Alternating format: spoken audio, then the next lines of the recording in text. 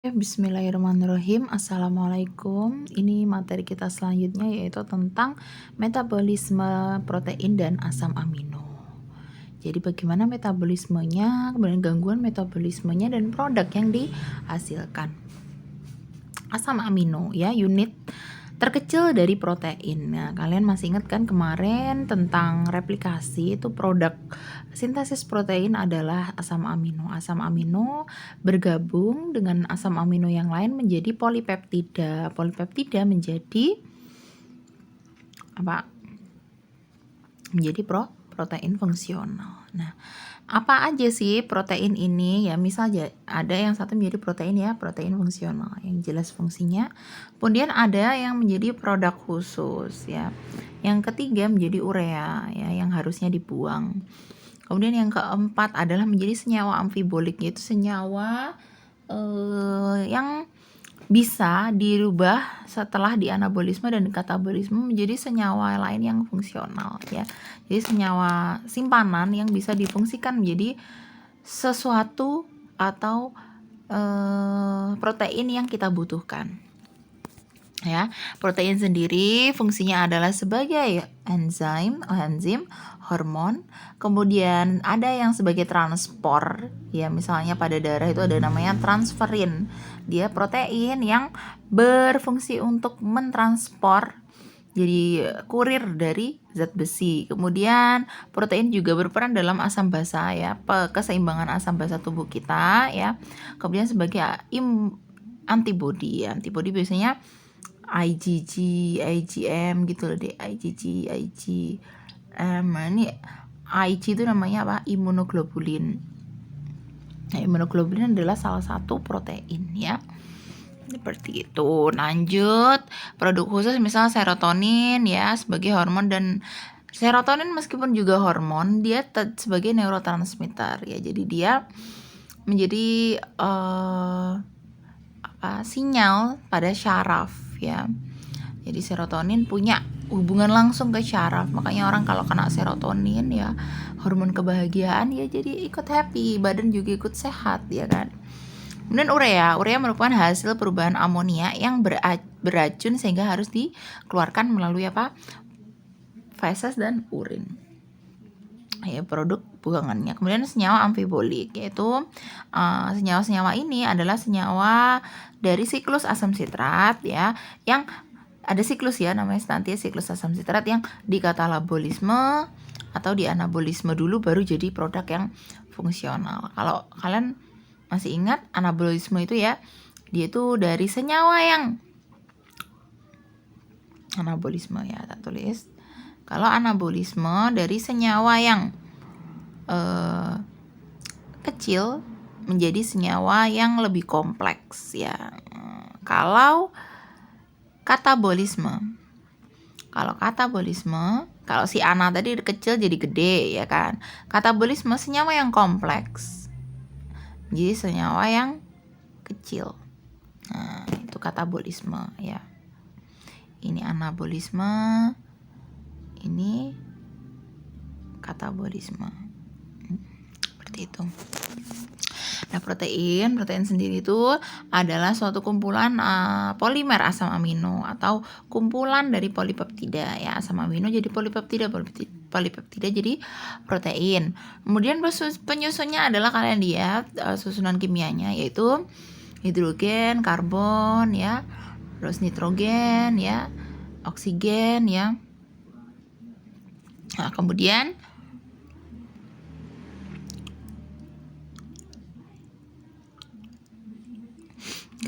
protein itu ada dua, yaitu struktural dan fungsional ya. Tadi Brahma bilang fungsional ada fungsinya ya, seperti enzim dan hormon.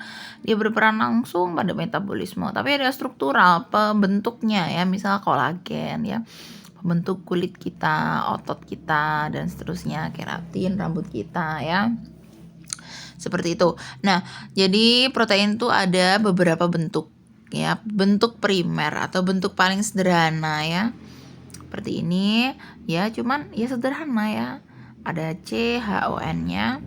Namun kalau lebih kompleks lagi itu bentuk secondary structure atau sekunder ya. Jadi kumpulan dari primer, jadi sekunder ya. Seperti ini. Ada yang lebih kompleks. Nah, tadi kan kita ngomongnya senyawa yang lebih kecil jadi kompleks ke kecil. Nah, ini tadi yang kecil, nah ini makin lama makin kompleks.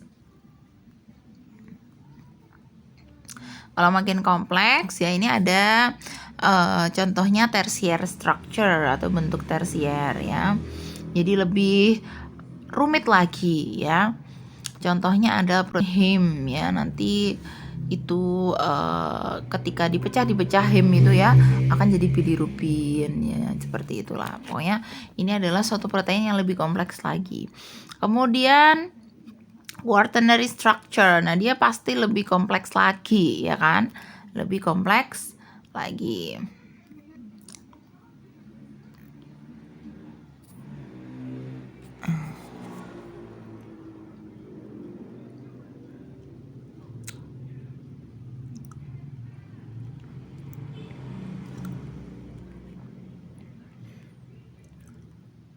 Dari mana ya? Nah lanjut, jadi ketika kita makan ya, protein akan masuk saluran pencernaan, dipecah oleh oleh enzim petialin, HCl dan everything. Kemudian dia akan dipecah menjadi asam amino. Ya, aminonya di sini jadi asam amino. Nah, asam amino ini karena kecil sekali maka bisa masuk ke darah ya. Dari ke darah akan masuk ke dalam sel tubuh. Di dalam sel tubuh dia akan diproses ya.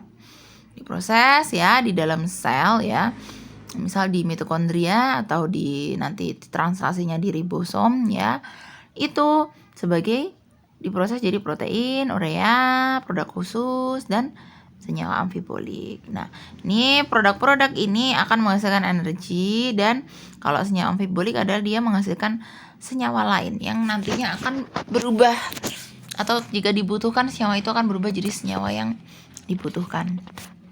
Protein turnover. Jadi protein itu nggak bisa didepo, nggak bisa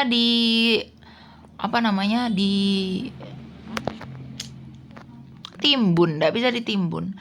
Tapi protein itu bisa jadi lemak, sehingga tubuh itu akan memiliki cadangan kalori tubuh. Jadi jahat ya Bu ya? Ya enggak, karena lemak juga dibutuhkan oleh tubuh kita loh. Tapi kalau yang berlebih itu baru jelek ya. Jadi protein nanti itu sebenarnya selain jadi lemak, itu protein itu nantinya akan dipecah akan jadi glukosa ya. Glukosa, kalau glukosa itu berlebih dia akan jadi VDRL. VDRL akan menjadi lemak itu tadi ya. Jadi kalau kita lapar, puasa ya, gula kan nggak ada, kita nggak makan nasi, kita puasa. Nah, karena protein ini lama mecahnya, jadi dia itu bisa jadi cadangan glukosa ya, glikolisis melalui proses ketogenesis. Jadi pemecahan glukosa dari non gula ya, non glukosa, contohnya dari protein dan lemak. Nah, jika berlebihan 1-2% protein tubuh itu didegradasi, terutama pada protein otot. 75%-nya akan mengalami reutilisasi untuk sintesis protein baru ya, menjadi protein yang baru. 75%-nya. Kemudian ada yang di katabolisme, jadi sintesis lemak dan glikogen. Dan produk khususnya contohnya adalah serotonin ya. Ada yang jadi produk khusus gitu deh ya. Nah, kemudian jika kita lapar, maka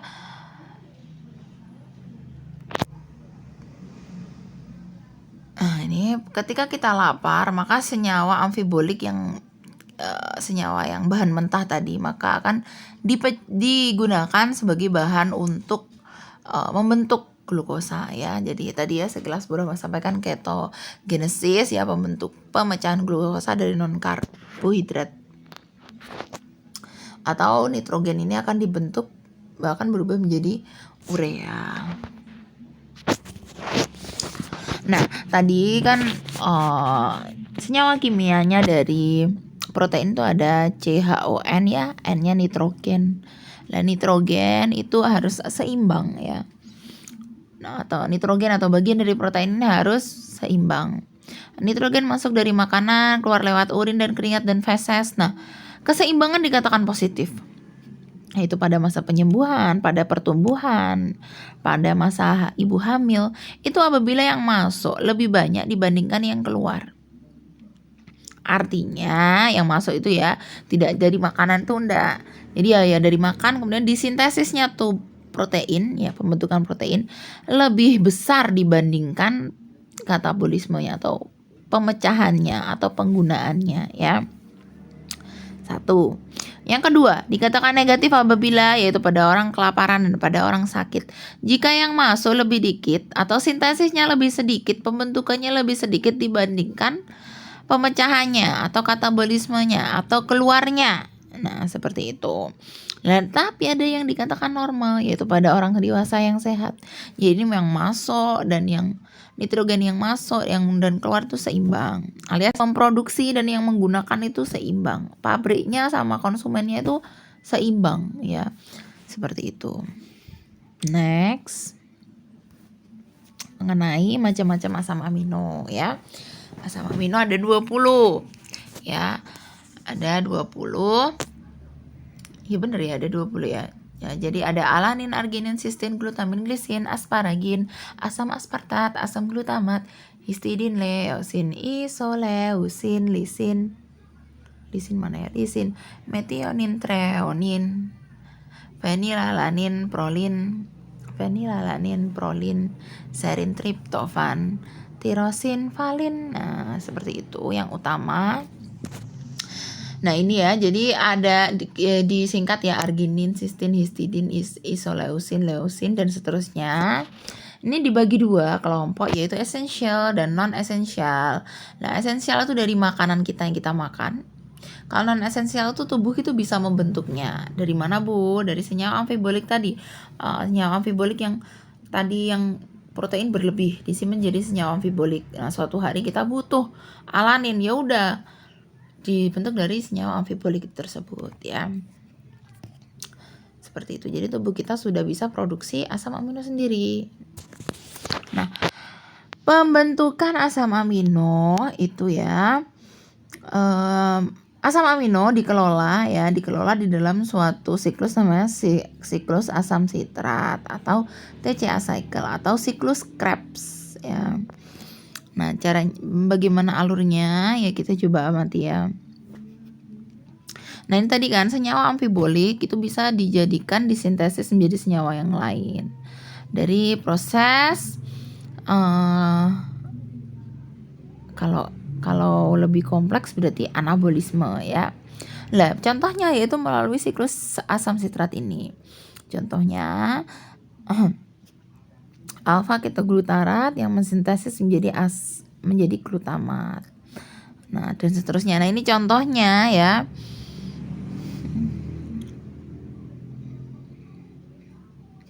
Ya, misalnya siklusnya kalau berubah sukanya dari oksaloasetat, asam sitrat, isusitrat, alfa ketoglutarat, suksinil CoA, suksinat, fumarat, malat. Nah, ini ada yang lebih lengkap lagi ya, fumarat, malat ada lagi. Ya, itu ya misalnya ada asam amino, asparagin dan aspartat. Nah, dia akan menjadi oksaloasetat, kemudian menjadi sitrat.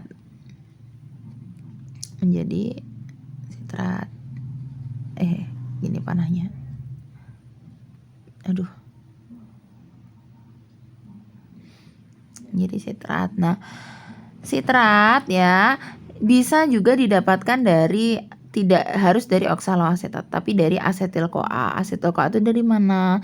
Misal dari leusin, lisin, fenilalanin yang berubah jadi asetil CoA, jadi asetil CoA menjadi asetil CoA. Nah, asetil CoA juga bisa didapat langsung dari leusin ya, isoleusin, triptofan dan pirufat. Nah, langsung masuk jadi kan tidak ada awal dan tidak ada akhir karena siklusnya itu berputar. Bisa jadi dari oksaloasetat bisa jadi sitrat. Tapi kalau sudah ada bahannya ini pirufat, ya udah masuk ke siklus sitrat. Pirufat sendiri dari alanin, sistein, glisin dan seterusnya. Nah, sitrat menjadi alfa ketoglutarat.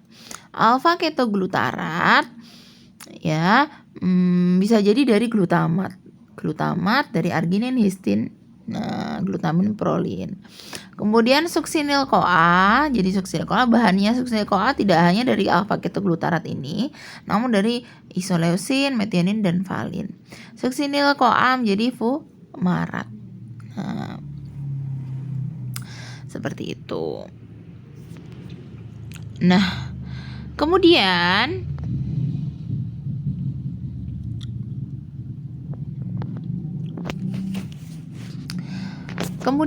senyawa biosintesis asam amino yang non esensial, ya, artinya yang bisa dibentuk oleh tubuh kita.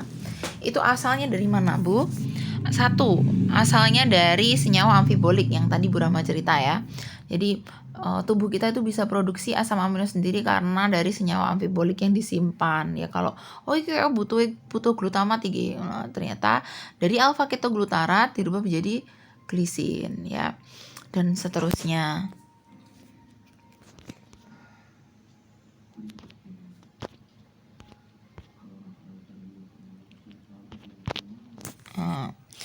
Nah, kemudian kalau misal kemudian ada lagi asam amino non esensial selain dari senyawa amfibolik itu dari senyawa asam amino non esensial yang lain. Nah, ini yang tak garis-garis biru, ini adalah senyawa asam amino non esensial.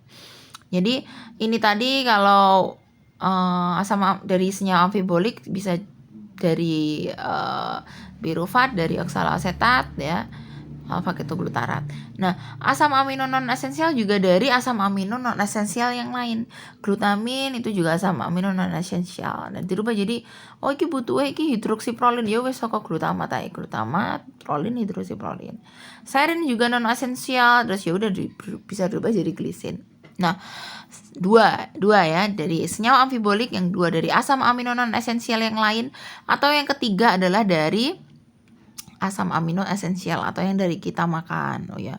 Kemudian misal butuh sistin nih, kui anak ya wis mau kayaknya mari maem cilot kayak enek metionin nih. Nah, berubah metionin, serin dan menjadi sistin. Dan seterusnya ya, Dek ya. Jadi dari mana asalnya asam amino non esensial alias asam amino yang kita bentuk sendiri, yaitu dari senyawa amfibolik. Yang kedua, non esensial yang lain, asam amino non esensial yang lain. Yang kedua adalah dari yang kita makan atau senyawa asam amino esensial. Nah, tadi kita sempat menyinggung tentang keseimbangan nitrogen. Nah, nitrogen dipecah, ada proses pemecahannya yaitu katabolisme. Katabolisme ada tahap-tahapnya yaitu transaminasi. Ya, artinya transfer gugus amin. Nah, transaminasi ke asam keto menjadi asam amino yang baru. Satu, tahap pertama transfer gugus amina. Yang kedua, deaminasi oksidatif. D itu artinya dihilangkan, melepas gugus aminanya dari proses oksidasi, ya, ada oksidatifnya. Kemudian transport amonia. Yang keempat, siklus urea. Bagaimana sih, Bu, ceritanya? Ini ya.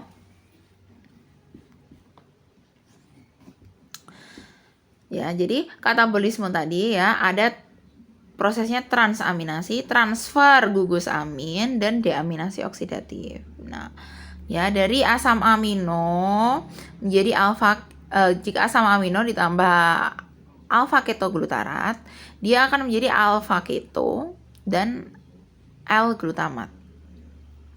Ya, asam amino ya, alfa amino ditambah alfa ketoglutarat, dia akan menjadi alfa keto dan L-glutamat. Nah, kemudian L-glutamat akan menjadi NH3 atau amonia. Ya, ini kan panahnya ke sini. Jadi NH3 yang menghasilkan CO2 juga. Nah, seperti itu. Ya, amonia bisa jadi urin lagi. Bisa jadi urea lagi. Nah, seperti itu. Nah, hasil akhirnya ya untuk mamalia adalah urea. Nah, urea nanti harusnya dibuang ya, karena toksik. Nah, tapi kalau reptil itu hasil akhirnya adalah ya asam urat. Ya. Kemudian yang tahap ketiga adalah transport amonia. Suaranya udah habis ya. Transport amonia. Jadi transport gugus. Nah, transport amonia. Jadi perubahan menjadi amonia, ya.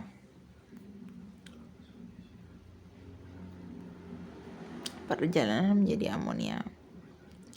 Amonia itu bersifat toksik, ya, tadi Brahma singgung. Jadi tidak bisa diangkut bebas di dalam tubuh dan di cairan di jaringan ekstra liver atau ekstra hepatik. Mekanisme utamanya ya, di sana ada perubahan glutamin menjadi glutamat. Wis intinya gitu dulu aja. Ya, ada proses perubahan glutamin jadi glutamat. Lanjut yang ke perjalanan selanjutnya. Ini dulu ding.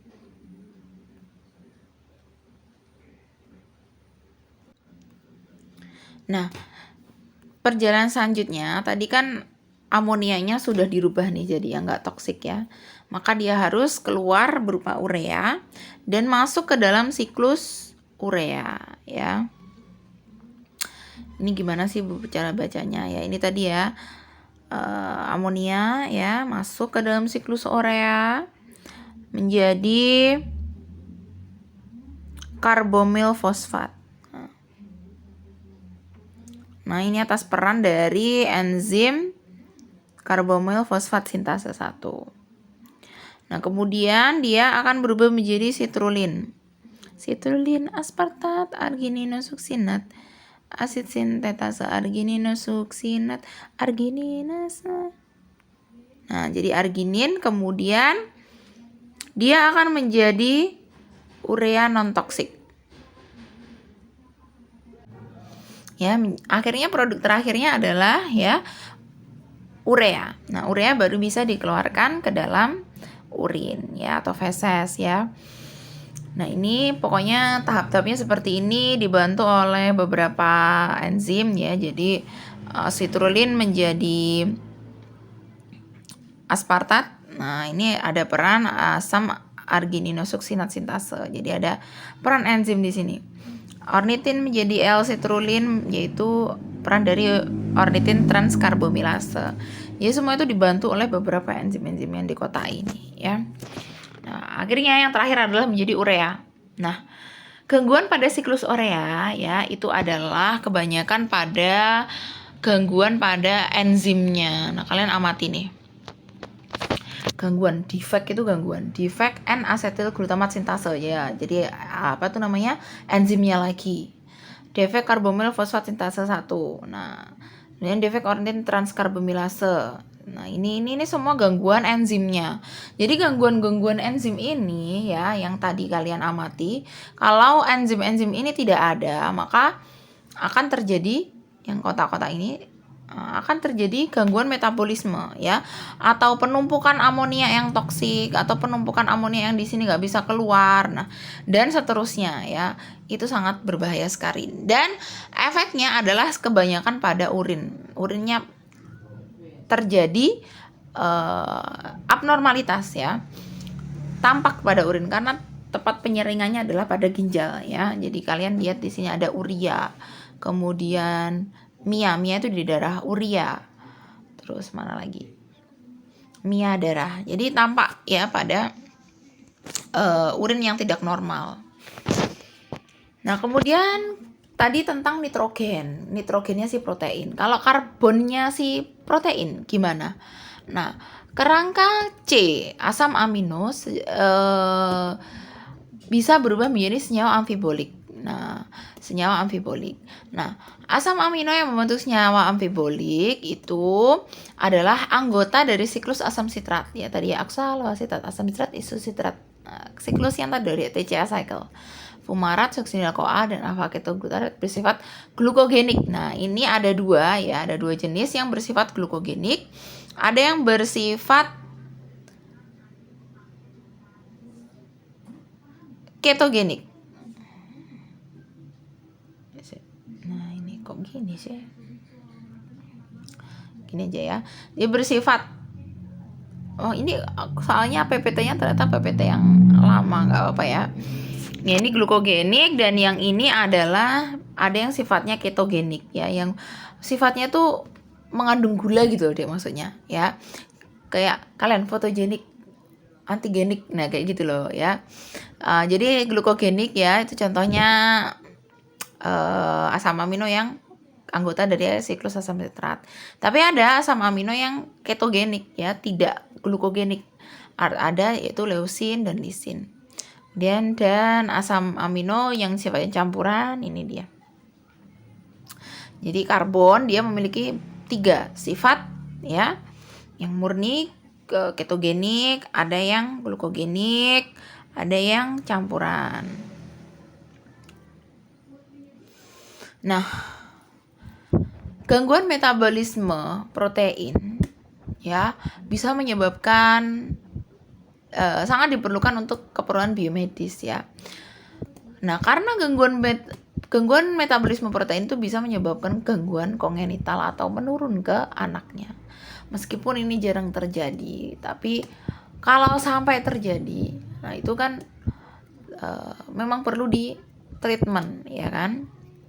Kalau di luar negeri itu banyak ya sindroma kayak gitu loh. Jadi ada kelainan metabolisme atau kelainan kromosom yang akhirnya metabolisme protein tidak berjalan dengan baik. Diagnosanya sulit karena orang kalau sakit itu awal-awal pasti diagnosanya kalau nggak infeksi ya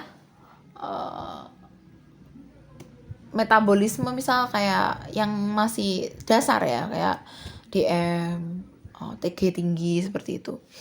Nah, kalau pada usia muda aja sudah ada terjadi gangguan metabolisme protein maka fatal ya. Misal malnutrisi, orang malnutrisi itu bisa kena diabetes loh dek. Gimana ceritanya? Jadi kalau orang malnutrisi itu bisa terjadi gangguan pada sel beta pankreas. Jadi nggak bisa memproduksi urin atau memproduksi urin tapi fungsinya tidak optimal ya.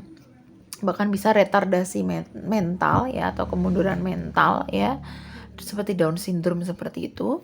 Nah, terapinya bagaimana sih? Terapinya itu ya ada terapi gen, dan selain itu misal dia ada gangguan pada salah satu asam amino ya sudah dia harus treatment diet rendah asam amino yang terganggu tersebut. Jadi intinya asam amino ini dirubah jadi asam amino 1 menjadi asam amino 2, 3, nah A, B, C, dan D. Nah perubahannya itu dibantu oleh enzim yang merubah ya. Kalau misal salah satu enzim cacat pada enzim yang ketiga ya, maka akan ada penumpukan zat CBA. Nah, D gagal diproduksi menjadi suatu produk fungsional, maka akan menumpuk zat-zat sebelumnya ya.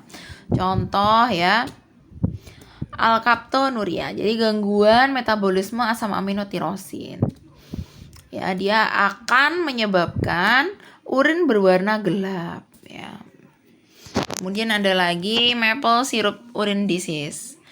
Maple tuh ini ya, apa sih namanya? Maple syrup tuh untuk makan pancake gitu loh, orang luar negeri biasanya kayak sirup untuk makan pancake gitu loh. Ya, mungkin kan sering lihat gambarnya juga. Nah, di situ urinnya akan kental ya, berwarna. Nah, seperti itu. Itu karena adanya akumulasi asam keto dari leusin, valin, dan isoleusin. Kemudian ada hard nut ya, di mana dia akan terjadi kelainan kulit ya karena adanya